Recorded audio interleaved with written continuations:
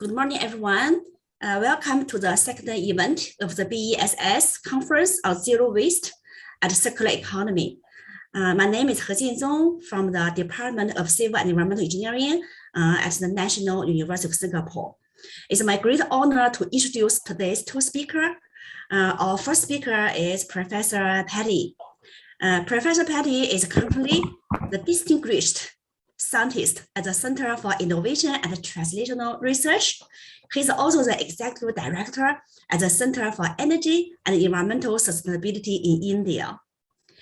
Professor Patty's research area lies in the industrial and environmental biotechnology and energy bioscience, focusing on biomass to biofuel and biochemicals, waste to wealth and energy, industrial enzymes.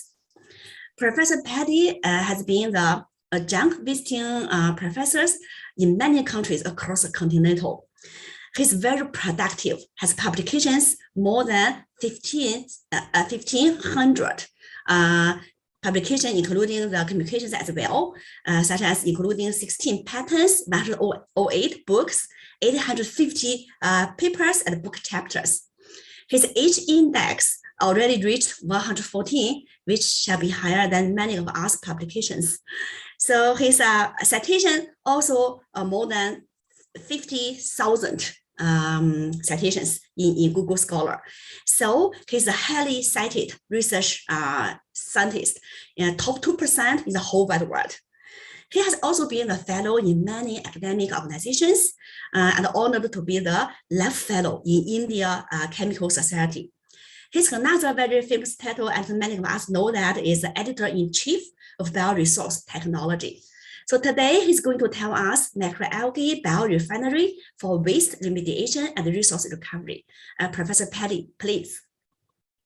Thank you very much, and good morning to everyone. I'll share my screen now.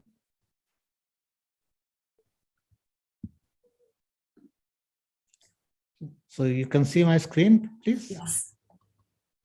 Okay, good morning and hello to everyone. I'm going to talk to you this morning about some of our work, but before that about algal research, working on biorefinery principle linked with waste remediation. And so in this presentation, I'm going to give you a kind of brief introduction of my institutes where I'm working, and then come about the topic of my presentation, giving a kind of overview about the environmental challenges, what we are facing today, and how it is necessary that we combat them in order to control the damage to climate, what is happening. And in this regard, that in order to control the emission of greenhouse gases, which is a clear commitment given by almost all the nations across the world, there is a significant role which biofuels can play. Bioenergy broadly, and in bioenergy specifically about biofuels, and more particularly liquid biofuels. And then I'll discuss about the prospects of algal biofuel, linking it surely with waste remediation, because there's the perspective today which has emerged as promising. And then in the last part, I'll specifically give some glimpses of our work on algal, work on Chlorococcum species for waste remediation as well as algal biofuel production. So this is on the left side, blue, what you see is the CSIR map of India, Council of Scientific and Industrial Research, which is considered as the most important scientific organization in India, doing scientific and industrial research. And I've been working for 30 years in National Institute for Interdisciplinary Science and Technology. The city is called Trivandrum in the southwest coast of India. And then since last 4 years, I have moved to the northern part. The institute is called Indian Institute of Toxicology Research in Lucknow, where I am mentoring a new center we have established called Center for Innovation and Translational Research. This center is involved essentially on translational research, specifically on prototype development or whatever laboratory findings which appear promising for industrial development. We take it up in this center, and we work with industries. That's very important and significant point, that any work which we take up in this center is always linked with an industrial partner. There are different kind of models available to work with industry, and depending upon the requirement of industry, we take them up either on experimental work basis or IPR sharing with other models, etc. So coming now to the topic of work, my lecture is specifically about algal biofuel and environmental challenges, etc. So we all know that greenhouse gases emission have caused serious damage to environment, and we all have been witnessing serious climatic changes, very erratic climatic changes, and very extreme climatic changes. That since 4 or 5 years, if you look at since 2018, for example, the what we have witnessed in US about the snow blizzard, or what we have seen the floods in Western Europe, etc., or for that matter, any part of the world where we have witnessed very extreme climates and very erratic patterns. So we all know that this is precisely because of greenhouse gases emission into environment and rising temperatures. So there have been a lot of discussion about these changes and how to control them in Convention of Parties. We all know that in 2015, the Convention of Parties at Paris has been significant. However, it could not be a successful one, but then the dialogues continued, and 2019, finally in Katowice in Poland, a treaty was signed, and the global treaty came into effect, which mandated all the nations which were signatory on this treaty to reduce greenhouse gases emission from 2005 level. We started all this discussion long back, and the first such a treaty appeared to be on paper, and Kyoto Protocol, what we call 30% reduction, was envisaged, and so on. So, if you look at the recent release which was there about Convention of Parties, what we call 26, there has been again very serious concern, and urgent action is needed globally in order to contain the temperature and keep it not more than 1.5 degree. What we know, very clear consequences, that if you are not able to control the temperature below 1.5 degree, there would be serious issues, rising levels of ocean, in addition to erratic climatic changes, extreme climates, etc., and those rising levels of sea in different parts of the world. What we again know is that a large number of land mass will be underwater. Several small islands and several small countries might completely disappear from the map of the world.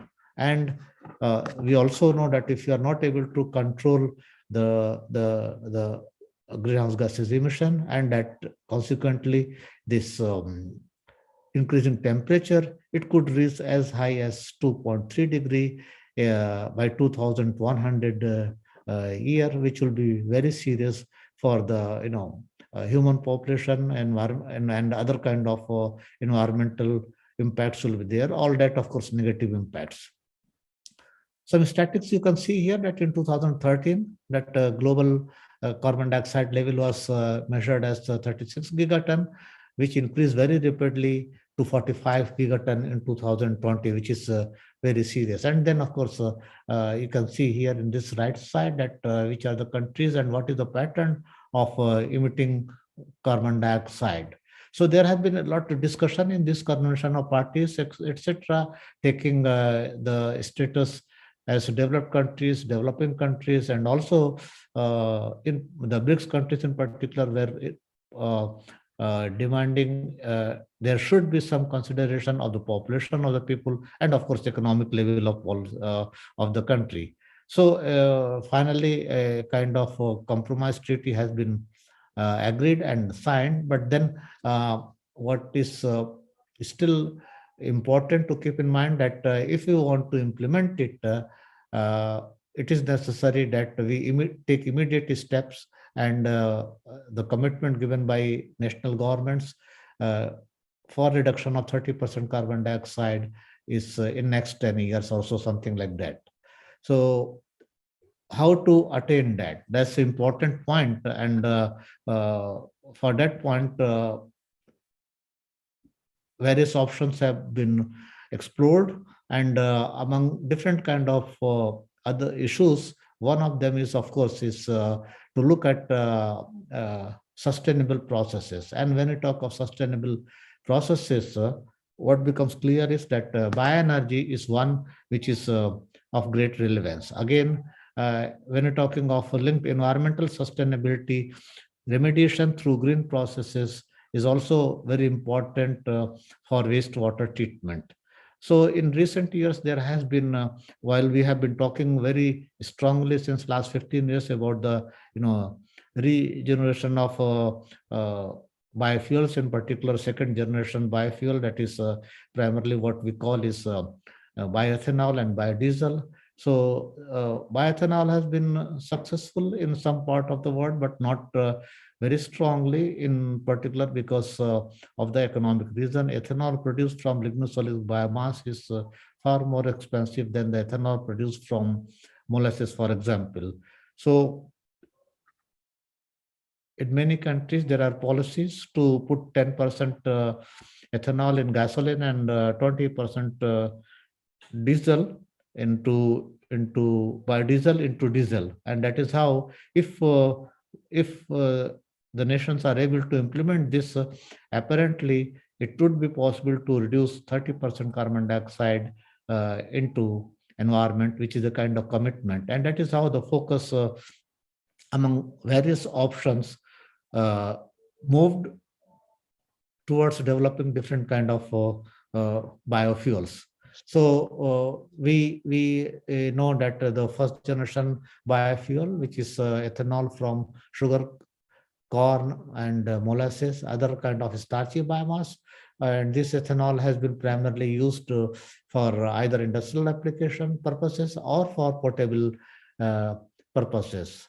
And then we talked about second generation of biofuels, that is primarily biodiesel from vegetable oils and bioethanol from lignocellulosic biomass. So in depending upon the availability of vegetable oil in country specific, biodiesel has been adopted by several countries. However, in some countries, biodiesel is not feasible because vegetable oil is not available. Bioethanol is the same, that, for example, we know that this has been very well adopted in some countries such as Brazil, whether first generation or second generation, putting together an integrated process. But in many parts of the world, it has not been successful so far, for even if technology readiness level is quite advanced, up to 7 or 8 even, and but for economic reason, it has not been feasible very popularly. Then we have talked of third generation biofuels, and this is primarily the algal derived biofuel. So while there has been a hype again about 10-12 years ago about generation of algal biofuel, that quickly we understood that this also is not feasible for various reasons. If you look at, in fact,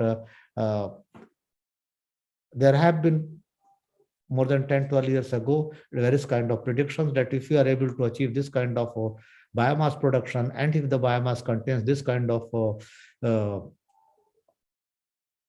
fatty acids, it should be possible to attain economically feasible process for production of algal derived biofuels, in particularly biodiesel. However, we know that this has not been possible, and algal biofuel do not seem feasible if we cultivate in traditional manner. That is either in fresh water, or even if you go for marine kind of system. So the focus has shifted in last 5 years, primarily to develop biofuel from algae in wastewater. So this is the kind of schematic presentation that how algal derived biofuel could be produced, and which of course includes whether cultivated on fresh water or marine water, or even derived from growth on wastewater. So different kind of physical and chemical processing are shown here. The first is of course harvesting, which also is a big challenge, and thereafter we need to go for dewatering. And then we have algal biomass, which could be treated in different manners in order to derive the product of requirement. In fact, theoretically, when we talk of algal biorefinery from algal biomass, there is a theoretical presumption that we should first take out or derive protein present into that one, and thereafter from the remaining biomass we should be able to derive lipids, and then finally whatever carbohydrate is left out, that should be hydrolyzed. But then in practice it does not happen so, and then several limitations are there, and still we have to work a lot in order to develop a kind of a perfect algal biorefinery. Although a specific product or a single step processing, etc., appear very interesting, and could be that in near future we have very successful processing for deriving different kind of products from algal biomass, including, for example, no need to go for dewatering and go directly on hydrothermal pretreatment or treatment of algal biomass to get either biochar or bio oil, etc., and go thereafter secondary processing for them. So some economics shown here that overall it depends upon the production of biomass and the lipid present in the biomass, and then it is said that if you are able to achieve 0.5 gram that triglycerides per mole photon, and which is 5 times higher than the current outdoor yield, it should be possible to achieve a economically feasible biofuel production process from macroalgae. So what are the challenges in this regard? We all know that the carbon cost has been one of the major issue, and that is how the focus today has gone on utilization of waste carbon, whether it is in gaseous form, for example, the carbon dioxide coming out from power plants, thermal power plants. And then the second important issue is yield of biomass. So I've already mentioned about that, and then lipid content into this biomass. Another important aspect which is still challenging, in particular has been a major issue on open pond, is the contamination, that is a bacterial growth which takes place, or protozoan growth contamination, which has been not possible still to control when you go on, in particular, open pond system, which is economically quite simple and feasible. So there has been, of course, interest and emergence of different kind of photobioreactors. And today, whatever we know is that the design are very simple and very, not very automated. And then it is necessary that if we move further in this direction, we should go for the technological challenges to develop bioreactors which are similar to other industrial fermentation bioreactors. And then another point about this current photobioreactor, whatever we use is scale up. That scale up is a big challenge, and engineering aspect needs to be looked in much greater detail about developing a photobioreactor at higher scale. So opportunities, as I mentioned, that are what are the trends: waste carbon dioxide utilization or utilization of wastewater treatment along with resource recovery, which is very important. And to today's time, the trend is very strong, and there is already success, tremendous success achieved in different processes, different kind of wastewater on resource recovery by cultivating macroalgae. And so that is how ultimately we would be able to develop a green process and sustainable process. So sustainability has become a very important parameter in developing such processes. So now I'll briefly talk about some of our work about cultivation of Chlorococcum species, which we isolated from a very virgin area in Western Ghats in Kerala. That is the culture we utilize for multiple application, and starting with the utilization of glycerol derived from biodiesel industry. And this glycerol we used primarily in mixotrophic condition, but without any kind of treatment.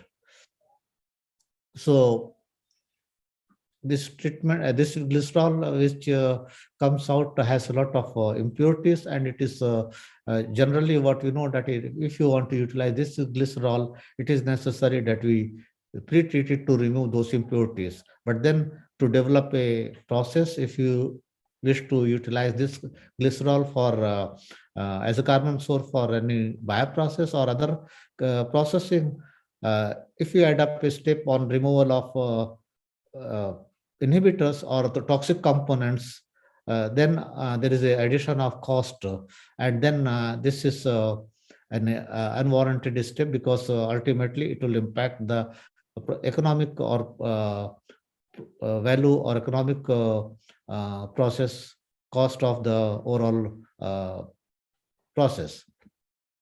So this freshwater macroalgae Chlorococcum species, as you said, that we cultivated in seawater for producing. So we cultivated in a phototrophic mode with carbon dioxide, heterotrophic cultivation, glucose as carbon dioxide, glucose as carbon source, and then heterotrophic cultivation where we used this glycerol, waste glycerol for derived from biodiesel industry. So as you can see that the phototrophic culture mode with carbon dioxide as the carbon source grew very well and gave the fastest biomass. But then more or less similar results we obtained and in much shorter time, that is in less than 8 or 7 days, if glucose was used or glycerol was used in heterotrophic mode. And so what was most interesting, that using heterotrophic mode of cultivation and glycerol as a carbon source, in 8 or 9 days, we were able to achieve almost the same kind of cell biomass, what we achieved as the best in other conditions. So this proved that glycerol, untreated glycerol could be utilized for production for cultivation of macroalgae as Chlorococcum species. And in this one, what you see is that this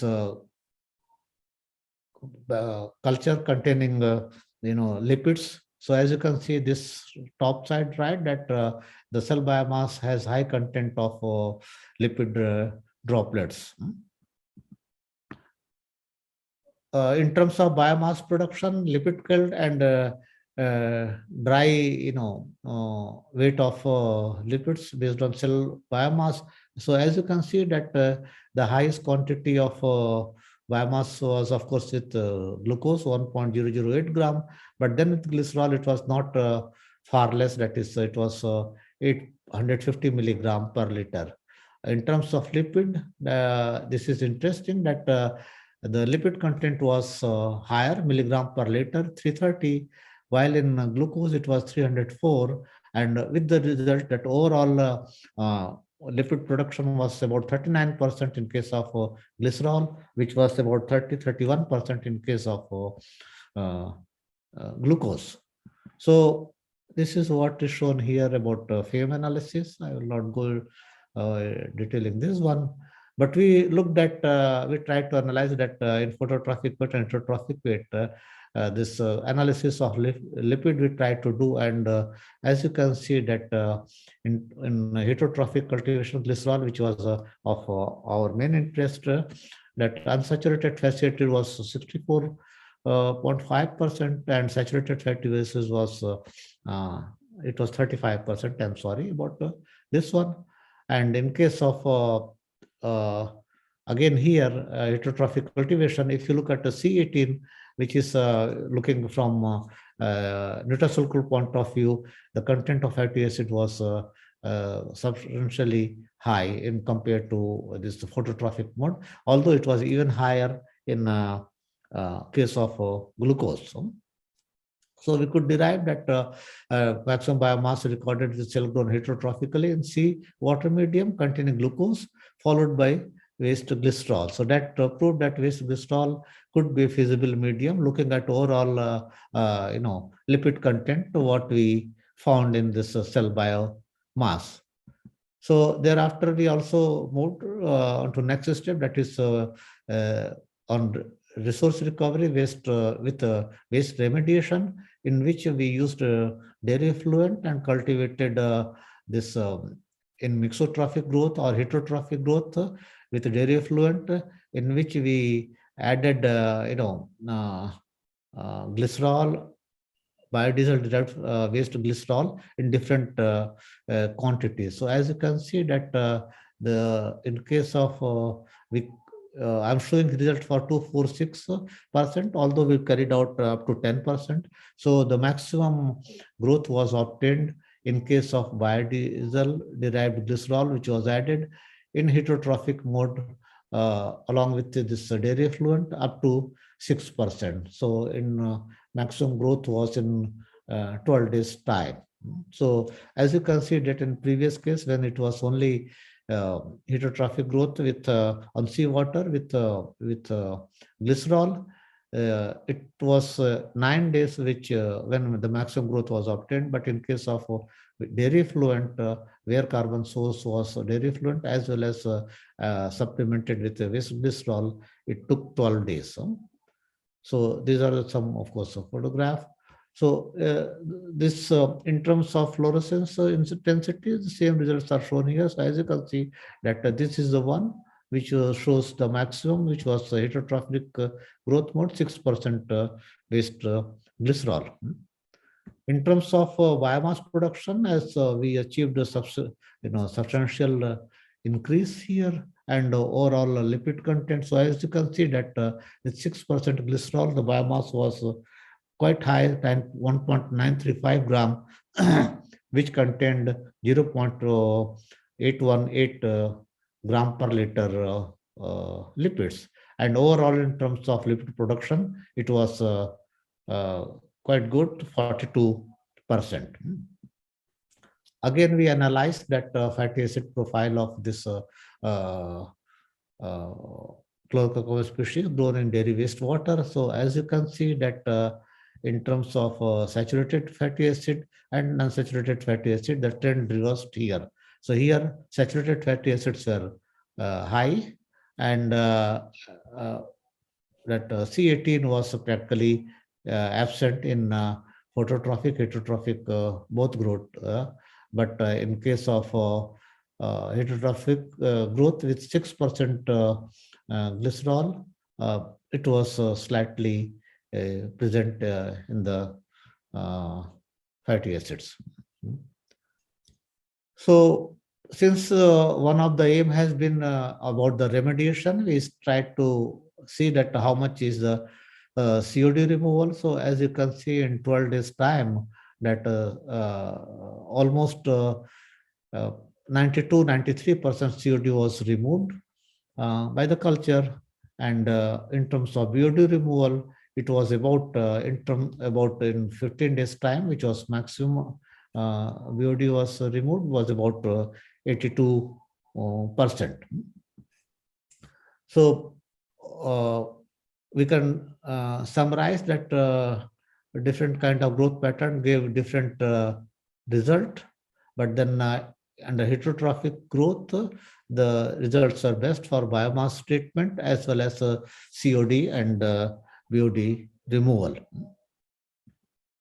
So we also try to go on this other kind of effluent, and for example, the one which we get after treatment of lignocellulosic biomass, for example, that is rice straw, etc., sugarcane bagasse, etc., and then we cultivated the culture and tried to see that how there is a cell growth, that acid treated liquor in particular, that what we get after dilute sulfuric acid 1% treatment. So the effluent dark color treated liquid which comes out, the biomass containing cellulose and lignin goes for further treatment for in the biorefinery. The liquid which comes out has been used here. So as you can see, we have rice straw acid treated liquor, then we have sugarcane bagasse acid treated liquor, sorghum biomass, etc. So we give different kind of treatment, and as you can see that the pattern was same, that even if the growth was impacted in different conditions, maximum cell biomass was in 8 days of time. So sorghum biomass acid treated liquor, some specific result that it contains C6 as well as C5 sugar. So as you can see that this left side shown a different kind of glucose,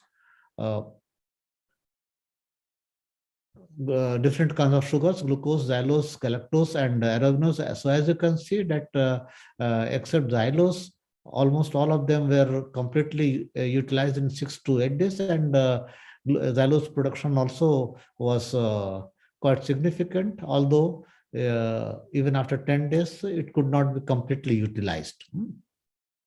In case of rice straw, the pattern was same, that glucose utilization was of course very fast, and galactose and arabinose were also utilized, although they took 10 days of time.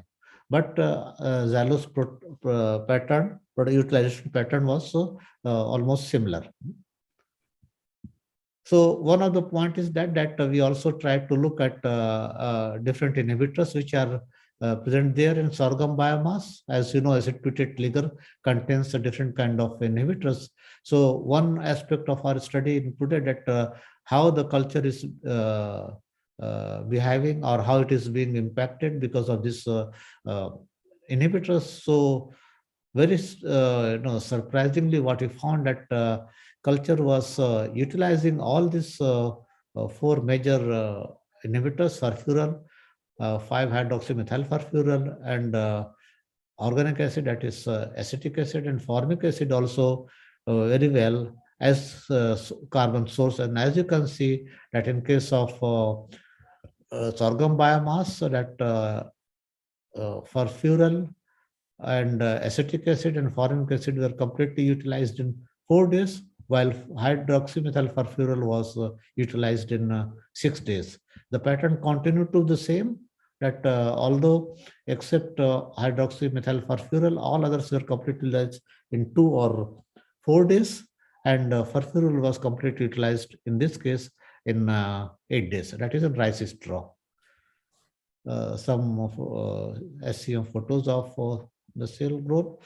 So we tried to do the analysis. We also tried to cultivate chlorococcum species utilizing this acid treated liquor, and also supplementing them with a commercial fertilizer mixture, that is NPK, which is commonly utilized in India by the farmers. We try to supplement it in both the cases. So as you can see, acid treated liquor when sorghum biomass acid-treated liquor was utilized, the cell biomass substantially high in terms of quantity, and sorghum biomass, Ricystra sorghum biomass, Ricystra acid-treated liquor was also substantially high. Lipid content was 568 and 538 milligram per liter, which represented approximately 31 and 30%. So in both the cases, in terms of overall lipid content, it was almost similar, and also the cell biomass was also similar. So be it Ricystra or be it sorghum biomass, if you supplement it with commercial quantity of commercially available fertilizer, the impact was positive.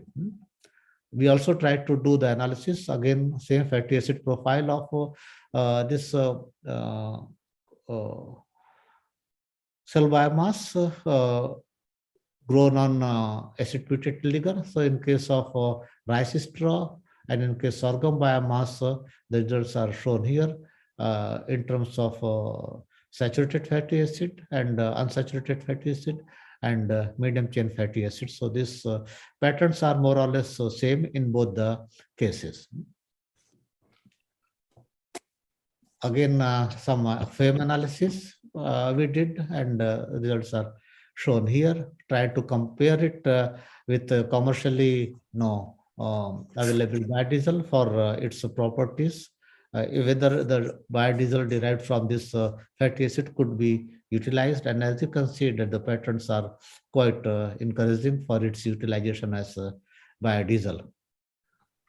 So summary again of this result, that chlorocarbon species removed almost completely the sugar, sulfuryl and hydroxymethyl furfuryl in acid pretreated liquor during the growth and produced 1.8 gram per liter biomass. The lipid yield was approximately 0.568 gram per liter when supplemented with agricultural grade NPK, that 18-18 mixture.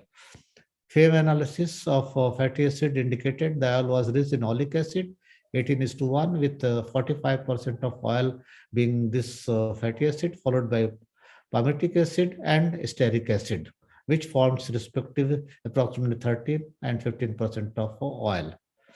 So what is very clear that this could be well utilized for the production of biodiesel. So some more summary points are shown here, but then what we understood very clearly that this chlorocarbon species could be utilized on different kind of effluent, including those coming from dairy industry or the acid treated liquor, which is normally considered a difficult stream coming from lignocellulosic biomass industry. So to conclude that mixotrophic algal cultivation established 2 to 5 times better biomass yield depending on substrate and growth condition, and the effect of light on mixotrophic growth was governed by substrate type. Glucose was the best substrate for mixotrophic cultivation, but glycerol did not exhibit biomass yield improvement as compared to autotrophic yield, however showed effect on improved yield. And so precisely this chlorocarbon species could be considered for further studies in a scale up and for waste remediation together with biomass production for biodiesel production. However, scale-up studies would be necessary to be carried out. So I'll conclude my presentation with my thanks to some people, that my collaborator on algal research is Professor Sang-Jun Sim from Korea University, and Anil Patel from National Kaohsiung University of Science and Technology, Taiwan. And the result, several of the result what you saw about chlorocarbon species has been done by a PhD student, Dr. Savila Bibi, who is scientist currently at the Institute of Bioresource and Sustainable Development in India. So thank you very much for your attention. Thank you. Thank you very much, Professor Tandy, for your excellent talk. So any questions from our audience, you can tap to the Q&A section.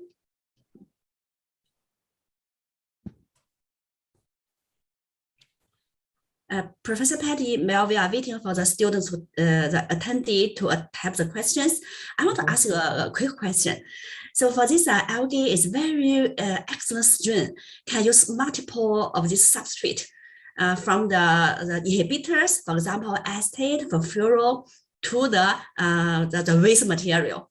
You know, the spectrum for the substrate is quite wide. Yeah. So my question is that have you tested when the this algae strain utilize the furfural or acetate? Have you tested the lipid percentage comparing with the glycerol or other kind of high carbon substrates? We have not specifically studied growth only on furfural. What I showed you is essentially on the acid pretreated trigger that what was the quantity of furfural or of 5-hydroxymethyl or organic acid. So we have this plan, but we have not done it so far to cultivate it in a medium which contains only furfural and then look at the profile, fatty acid profile. So this has not been yet done. Yeah, because I'm thinking about this now for wastewater treatment. In wastewater, we have these lower carbon pollutants, for example, acetate. When we discharge this one to the rivers, lakes, maybe if you have the algae there, can they grow very well also? That's my. You're right. You're right. Yeah, thank you. Yeah. Any questions from our attendee? It's very clear talk. Hello, may I ask a question? Yeah, please. Yeah, so Prof. Tandy, so yeah, this strain has really a great potential, right? Okay, so I'm just curious to know where did you isolate it? This is, as I mentioned, that if you know that there is a silent valley in Western Ghats in Kerala. This is a virgin valley and no activity. In fact, even tourism is not generally allowed in this valley, which is considered, which has been identified as one of the most hotspot, 27 now hotspots in general, and among the top 9 hotspots in India, which has been identified by the UNDP and etc. UNEP etc. So in this one, there are different kind of water sources, resources, etc. And this sample is from one of the freshwater, source, a kind of small lake in that silent valley. Okay, interesting. Yeah. Okay, can this stream be used to use in municipal wastewater? We hope so. We have done some studies, some initial studies, which has been done on wastewater coming from sewage plant, and the results have been quite encouraging. Okay, so it's possible. Yes. Yeah, so if that is possible, it's very, I think very have great potential for for commercialization, because at one side we have remedied the wastewater, on the other hand we create biodiesel. That would be very great. That's an excellent point. We plan to study about looking at what happens for the wastewater which have heavy metals, for example. Then I have not done it so far. Okay. Yeah. Thanks. That's a good idea. Yeah, for absorption of the heavy metal and also removing the organics, that will be excellent. Yeah. Also, since no more question in the Q&A section, I want to ask you another question. Is that are you planning to sequencing the genome of this algae to understand the pathway and we do not work on that direction. I know that. So we have this, as I mentioned, that Professor Sang-Jun Sim, that we collaborate.